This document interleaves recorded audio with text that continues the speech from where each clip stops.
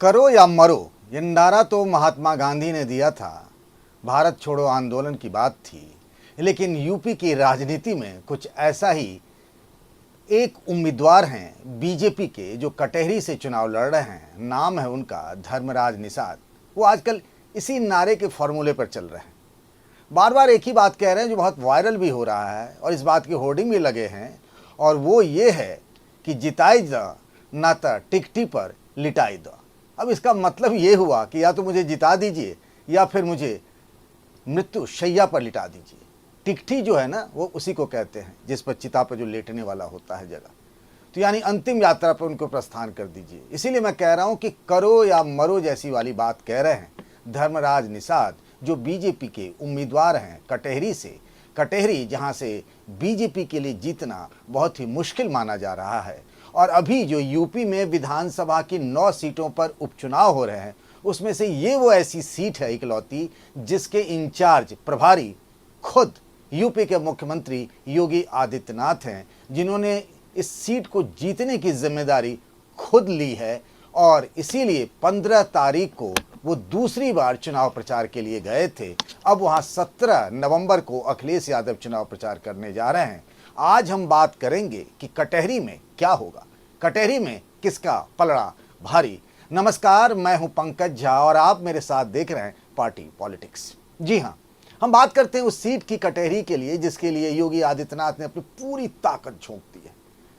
ऐसा लग रहा है कि वो हर हाल में इस सीट को बीजेपी के लिए जीतना चाहते हैं। और वैसी ही ताकत लगा रखी है समाजवादी पार्टी ने, जो पिछले चुनाव में यहाँ से पार्टी जीती थी। और इस पार्टी के नेता लालजी वर्मा, जो कभी मायावती की आंखों के तारे हुआ करते थे, उनके किचन कैबिनेट के सदस्य होते थे, आजकल वो अखिलेश यादव के करीबी नेता हो गए। वो सांसद बन चुके हैं अंबेडकर नगर से, जहां पिछली बार भी बीएसपी जीती थी। कभी लालजी वर्मा खुद बीएसपी के बड़े नेता हुआ करते थे। लालजी वर्मा की पत्नी शोभावती वर्मा वहां से समाजवादी पार्टी के उम्मीदवार हैं। एक बात और भी बड़ा दिलचस्प है, पिछले अगर 3-4 चुनावों को देखें, कटेहरी जो अंबेडकर नगर की एक विधानसभा सीट है, वहाँ क्या होता था कि जो 3 बड़ी पार्टियां हैं, बीजेपी, समाजवादी पार्टी और बीएसपी, इसमें से क्या होता था कि 2-3 पार्टियों के उम्मीदवार जो होते थे वो फॉरवर्ड कास्ट के होते थे, यानी सवर्ण बिरादरी के। तो सवर्ण वोटों के बंटवारे के चक्कर में वहाँ से ओबीसी के नेता जीत जाते थे। लालजी वर्मा, चाहे वो बीएसपी में रहे चाहे वो समाजवादी पार्टी में, उनको इसका फायदा मिलता रहा। सवर्ण वोटों का बंटवारा हुआ और फिर जीत किसकी हो जाती थी? जो ओबीसी के नेता की हो जाती थी। अब इसको आप समझिए, कैसे समझेंगे? जब मैं आपको वहां का सामाजिक समीकरण बताऊंगा तो आपको खुद ब खुद समझ में आ जाएगा कि आखिर क्या होता था। इस बार क्या है, मामला बड़ा दिलचस्प है। धर्मराज निषाद जो हैं वो बीजेपी से उम्मीदवार हैं। लालजी वर्मा की पत्नी शोभावती वर्मा, ये वहां से समाजवादी पार्टी के उम्मीदवार हैं। और बीएसपी ने यहां से अमित वर्मा को उम्मीदवार बना दिया है।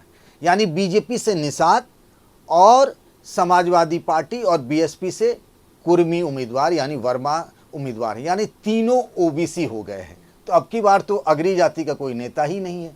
तो ये मामला अब की बार बड़ा अनूठा हो गया है। अब किसकी जीत होगी? तीनों ही ओबीसी कैंडिडेट हैं। अब जरा सा समझ लेते हैं, चूंकि पूरा चुनाव क्या होता है ना, हिंदी पट्टी में ही क्यों, दक्षिण भारत में ही देखें तो जातियों का जो समीकरण होता है उससे उस पार्टी के नेता की जीत या हार तय होती है। जिसके पक्ष में जितनी अधिक जाति का वोट बैंक होता है, उसी आधार पर उसकी जीत सुनिश्चित होती है। तो जरा सा जातियों का हिसाब किताब भी समझ लीजिए। अखिलेश यादव जिसके लिए पीडीए कह रहे हैं, योगी आदित्यनाथ जिसके लिए कह रहे हैं कि बटेंगे तो कटेंगे, और मायावती कहती हैं कि भाई ऐसा है कि समाजवादी पार्टी जो है वो दलितों के लिए झूठ मूठ का रोना रोती है, बीजेपी को भी वो कोसती रहती हैं। तो उनका भी अपना एक अंक गणित है। पिछले लोकसभा चुनाव में उनका खाता तो खुला नहीं था, लेकिन इस बार वो दमखम लगाए बैठी हैं। वो जीत तो नहीं पा रही है बीएसपी कहीं पे भी, लेकिन किसी का खेल बनता है और कहीं पर किसी का खेल उनकी वजह से बिगड़ता जा रहा है। तो सामाजिक समीकरण को जरा देख लें। सबसे पहले अगर वहाँ हम देखें कटेहरी सीट पर किस जाति के कितने वोट हैं, तो सबसे ज़्यादा जो है वो दलित यानी एससी समाज के 85,000 वोट हैं। उसके बाद आता है ब्राह्मण, 50,000 वोट हैं। ब्राह्मण यहाँ कोई उम्मीदवार नहीं है। इससे पहले के जो विधानसभा चुनाव होते थे उसमें ब्राह्मण उम्मीदवार रहे हैं। बीजेपी के ही बीजेपी के और तरफ से और निषाद पार्टी से, निषाद पार्टी बीजेपी के सहयोगी दल है, उसके अभिषेक द्विवेदी यहाँ से चुनाव लड़ते थे। इस बार वो चुनाव नहीं लड़ रहे हैं, अवधेश द्विवेदी, माफ़ करिएगा, वो चुनाव नहीं लड़े, उनको टिकट नहीं मिला। ठीक है, तो ब्राह्मण हो गए 50,000, कुर्मी जिस बिरादरी के दोनों के नेता हैं, यानी बीएसपी के भी उम्मीदवार हैं और समाजवादी पार्टी के 40,000, मुस्लिम 40,000, माना जाता है मुसलमान समाजवादी पार्टी के साथ इस चुनाव में जाएगा उस सीट पर। ठाकुर 30,000 वोटर हैं यहाँ पर, निषाद 30,000 वोटर हैं, यादव 22,000, अब ये तो समाजवादी पार्टी के साथ ही जाएंगे। राजभर, ओम प्रकाश राजभर लगातार कटेरी में कैंप किए हुए हैं, राजभर वोटर हैं 20,000, वैश्य 15,000, पासी 10,000 और मौर्य 10,000। अब ये समझते हैं जरा सा गणित कि क्या है मामला। देखिए, पहले बीजेपी की तरफ से यहाँ देखें तो टिकट के जो दावेदार थे उसमें अवधेश द्विवेदी भी थे, वो 2017 का भी चुनाव लड़े और 2022 का चुनाव लड़े, वो निषाद पार्टी की तरफ से, यानी निषाद पार्टी जिसका चुनाव निशान भोजन भरी थाली, बीजेपी की सहयोगी दल है निषाद पार्टी। इस बार निषाद पार्टी यहाँ से टिकट मांग रही थी क्योंकि उसी की सीट थी, लेकिन बीजेपी ने तय किया कि बीजेपी के चुनाव निशान पर लड़ने से पार्टी को फायदा होगा। अगर हम निषाद पार्टी के भोजन भरी थाली से ही उपचुनाव लड़ते हैं तो वो बात नहीं रहेगी, इसीलिए निषाद पार्टी से वो सीट छीन ली गई, समझा बुझा के ले लिया गया, आप इसे ये भी कहते हैं। और निषाद पार्टी नहीं बल्कि इस बार धर्मराज निषाद, हालांकि निषाद बिरादरी के ही नेता को बीजेपी ने टिकट दिया, लेकिन निषाद पार्टी के टिकट पर वो चुनाव नहीं लड़ रहे, वो बीजेपी के टिकट पर चुनाव लड़ रहे। वो 1996 में विधायक रहे, साल 2002 में विधायक रहे, साल 2007 में विधायक रहे और वो मायावती की सरकार में मंत्री भी रहे। धर्मराज निषाद बीजेपी से चुनाव लड़ रहे हैं, कह रहे हैं कि जिताई दो न तो टिकटी पर लिटाई दो। जिस दिन उनके टिकट की घोषणा हुई तो आपको बताऊं कि जो एक और टिकट मांगना चाह रहे थे, जो 2017 में भी लड़े और 12 में लड़े, ब्राह्मण बिरादरी से अवधेश द्विवेदी, वो अस्पताल में भर्ती हो गए। अस्पताल में भर्ती हो गए, ये कहा गया कि टिकट की आस लगाए बैठे थे। उनकी पत्नी का दावा था कि भाई सबने कहा था कि आपको टिकट मिलेगा, लेकिन टिकट मिला नहीं, तो उससे वो मानसिक रूप से परेशान हो गए, उनको अस्पताल में भर्ती होना पड़ा। अब जो मैं बात कहने जा रहा हूँ, इस पिछले तमाम चुनावों से अगर देखिए तो ओबीसी वोटर बड़ा क्रूशियल होता था, लेकिन इस बार चूंकि तीनों ही पार्टी जो बड़ी पार्टियां हैं उसके उम्मीदवार ओबीसी हैं, तो इस बार चाबी जो है ना, जीत की चाबी, वो ब्राह्मण वोटरों के हाथ में आ गई है, जो करीब 50,000 वोटर हैं। आपको एक बात बताऊं कि इस बार ये विपक्ष की तरफ से एक नैरेटिव बनाया जा रहा है और बीजेपी में भी कई लोग ये नैरेटिव बना रहे हैं कि धर्मराज निषाद को टिकट मिलने से ब्राह्मण बिरादरी, चूंकि अभिषेक अवधेश द्विवेदी चाहते थे तो वो थोड़े से परेशान हैं, ब्राह्मण थोड़े से नाराज हैं। ब्राह्मण, ये कहा जा रहा है कि अगर ब्राह्मणों ने एक साथ वोट किया बीजेपी को तो ठीक है, वरना गाड़ी फंस सकती है। अब आप देखिए, मैं आपको बताता हूं कि क्या है इस लोकसभा चुनाव में। अभी जो लोकसभा चुनाव हुआ था तो इस कटहरी सीट पर समाजवादी पार्टी को जो लीड मिला था, वो लीड था यहाँ पर 17,000 वोट से।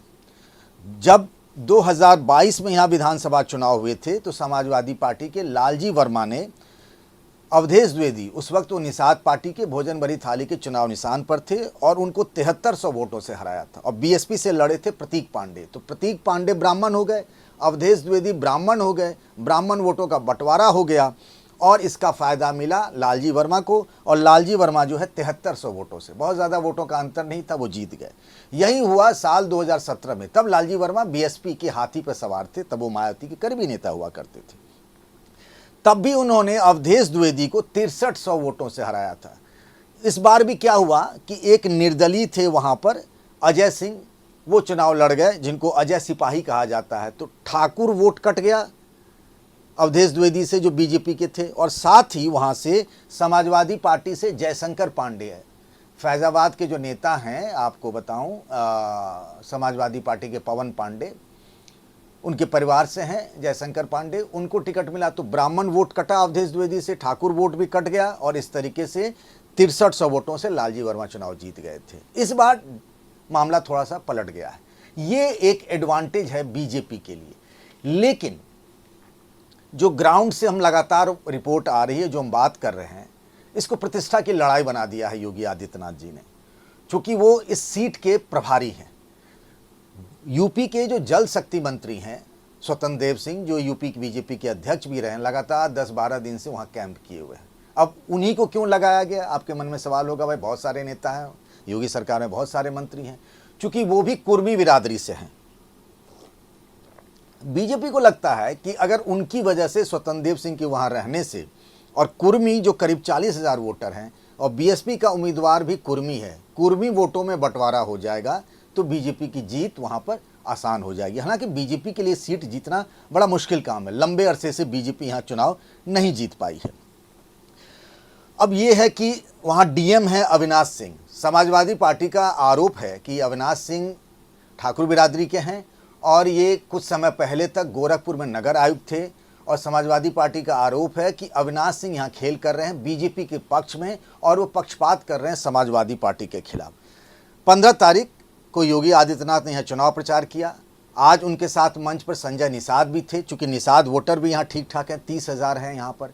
पिछली बार जब 10 तारीख को रैली की थी, संजय निषाद को थोड़ा सा धक्का लगा क्योंकि उनके खाते से ये सीट चली गई। 10 तारीख को जब योगी जी वहाँ गए थे तो संजय निषाद वहाँ मंच पे नहीं थे, मंच पे उनके नाम की पट्टी भी लगी थी कि वो आएंगे, इस बात की घोषणा की गई थी, लेकिन समझा बुझाकर उनको रखा गया है। अब वो भी लगातार चुनाव प्रचार करेंगे वहाँ पे कई ब्राह्मण नेताओं को लगाया गया है कि चूंकि अवधेश द्विवेदी को टिकट नहीं मिला, ब्राह्मण नेता नाराज ना हो जाए, इसीलिए इलाके के कई ब्राह्मण नेताओं को बीजेपी ने वहाँ पर लगाया। उसी तरीके से ब्राह्मणों को अपने पाले में करने के लिए समाजवादी पार्टी ने भी, विधानसभा के जो अध्यक्ष रहे हैं, अभी विपक्ष के नेता हैं यूपी विधानसभा में, माता प्रसाद पांडे, संतोष पांडे, पवन पांडे, तमाम समाजवादी पार्टी ने पांडे, शुक्ला, तिवारी, ब्राह्मण बिरादरी के नेताओं को वो लगाया है। अब 50,000 वोट का सवाल है ना भाई, तो ब्राह्मण वोटों में बंटवारा हो जाए, जैसे बीजेपी चाह रही है कि कुर्मी वोटों में बंटवारा हो जाए, समाजवादी पार्टी चाह रही है ब्राह्मण वोटों में बंटवारा हो जाए। अब देखिए, लालजी वर्मा वहाँ के बहुत पुराने नेता हैं, उनको बड़ा गुणागणित पता है कि क्या करने से जीत हार होती है। दूसरा क्या है कि जो दूसरी पिछड़ी जातियाँ हैं, जैसे राजभर हो गया, पासी जो दलित हो गए, पासी के बारे में कहा जा रहा है कि उनका झुकाव समाजवादी पार्टी की तरफ है। मौर्य 10,000 हैं। तो अगर दूसरी पिछड़ी जातियों, अति पिछड़ी जातियों में वोटों का बंटवारा हो गया तो ये बीजेपी के लिए नुकसानदेह हो सकता है। अभी जो लोग वहाँ से बता रहे हैं, जो ग्राउंड रिपोर्ट आ रहा है, वो ये है कि बड़ी कांटे का मुकाबला है। इस बात का एहसास अखिलेश यादव को भी है, जो 17 तारीख को वहाँ चुनाव प्रचार करने जा रहे हैं। वहाँ पे उन्होंने जो संगठन के समाजवादी पार्टी के पुराने चावल जैसे कहा जाता है ना, जो सब कुछ जानता है, चुनाव कैसे जिताना है, कैसे हराना है, शिवपाल चचा, शिवपाल यादव, उनको समाजवादी पार्टी ने लगाया है। लालजी वर्मा खुद ही वहाँ के मजबूत नेता रहे हैं, तो वो खुद ही देख रहे हैं शिवपाल यादव को लगाया गया। कुल मिलाकर खेल ये है कि योगी आदित्यनाथ के लिए प्रतिष्ठा की सीट है। लेकिन अभी भी कहा जाए, मैं जब ये बात आपसे कर रहा हूँ और सवाल हमने उठाया है कि कटोरी में किसका पलड़ा भारी, तो ये कहना बड़ा मुश्किल है कि समाजवादी पार्टी का पलड़ा भारी है या फिर बीजेपी का है। बीएसपी रेस से बाहर है, वो वोट कटवा है। अब वो क्या अमित वर्मा जो कुर्मी बिरादरी के हैं, जिस बिरादरी के लालजी वर्मा की पत्नी शोभावती वर्मा समाजवादी पार्टी से उम्मीदवार, कुर्मी वोटों का बंटवारा कर पाएंगे? दूसरा सवाल ये है कि लोकसभा चुनाव में जो हुआ, उसके बाद विधानसभा चुनाव में अखिलेश यादव की बहुत सारी उम्मीदें दलित वोटरों पे है। पासी बिरादरी के लोग तो वोट कर रहे हैं, जाटव बिरादरी के वोटर को अपने तरफ खींच पाएंगे क्या? और चूंकि लालजी वर्मा लंबे समय तक बीएसपी में रहे, उस इलाके के तमाम बड़े बीएसपी नेता जितने भी हैं, अंबेडकर नगर के आप अगर आप देखें, उसमें त्रिभुवन दत्त भी हैं, लालजी वर्मा तो हैं ही, ये सब बीएसपी से समाजवादी पार्टी में चले आए। तो ये कहा जा रहा है कि ये अपनी काबिलियत से, अपने प्रभाव का इस्तेमाल करके भी कुछ जाटव वोट खींच सकते हैं। अगर ऐसा हो गया तो ये तो बीजेपी के लिए मुश्किल है। और अगर समाजवादी पार्टी ने ब्राह्मण वोटों में बंटवारा कर दिया, जैसा कहा जा रहा है कि ब्राह्मण वोटर नाराज हैं कि अवधेश द्विवेदी को टिकट नहीं मिला। पहले ये कहा जाता था कि ब्राह्मण सीट है, ब्राह्मण 50,000 है तो उनका भी है प्रभाव, कुर्मी तो 40,000 ही है, लेकिन वहाँ से लालजी वर्मा जीतते रहे। उससे पहले आप देखें धर्मराज निषाद जीतते रहे। तो ब्राह्मणों को लगता है कि हमारे हाथ में तो ये सीट आई ही नहीं है, जबकि हम 50,000 हैं। तो कुछ लोग ये कह रहे हैं कि भाई यही मौका है, हम लोग हरा देते हैं, फिर बाद में देखा जाएगा, मतलब बीजेपी को हरा देते हैं, ये कहा जा रहा है। तो तमाम तरीके की बातें वहाँ कही जा रही हैं। समझाने बुझाने के लिए हर बिरादरी के नेताओं को समाजवादी पार्टी की तरफ से भी और बीजेपी की तरफ से भी लगाया गया है। धर्मराज निषाद जो वहाँ से 3 बार के विधायक रहे हैं, बिल्कुल इमोशनल बातें कर रहे हैं, कह रहे हैं कि अब की बार एक बार हमको जिता दो, इस तरीके की बात कह रहे हैं वो। तो कुल मिलाकर ये है कि यहाँ अभी अगर आप देखें तो मामला 20-20 का, यानी दोनों बराबरी पर हैं, बीजेपी और समाजवादी पार्टी में। चुनाव, अब जो चुनाव हो रहा है वो वोटिंग से एक दिन पहले, 2 दिन पहले भी समीकरण बहुत तेज़ी से बदलते हैं। आज की तारीख में कह पाना बड़ा मुश्किल है। कुछ लोग कहते हैं कि वहाँ समाजवादी पार्टी का पलड़ा आज की तारीख में भारी है, कई लोग ये बताते हैं। मतलब बीजेपी के भी कुछ लोग कह रहे हैं कि बड़ा कांटे का है और अभी तो अप है समाजवादी पार्टी।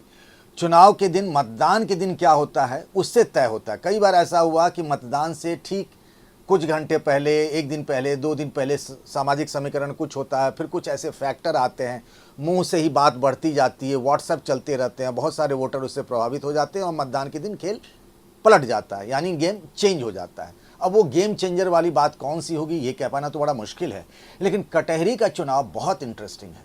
ये कह पाना बहुत मुश्किल है कि कौन जीतेगा।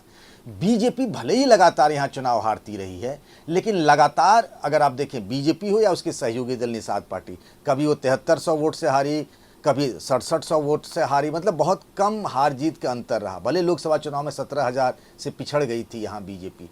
तो कांटे का मुकाबला है, कुछ भी हो सकता है, या तो बीजेपी की तरफ या समाजवादी पार्टी की तरफ, और ये मतदान के वक्त ही पता चलेगा। फिलहाल ये बताया जा रहा है कि यहाँ से जीत और हार वाली जो चाबी है वो ब्राह्मण वोटरों के हाथ में है, जो 50,000 वोटर हैं। आपको क्या लगता है कि इस बार कटहरी में, जहाँ के प्रभारी खुद योगी आदित्यनाथ हैं, और ये चुनाव में कहा भी जाता है, खासतौर से उपचुनाव में, कि सरकार को इसका कुछ फ़ायदा मिल जाता है? ऐसा कुछ ज़रूरी भी नहीं है कि ऐसा ही हो।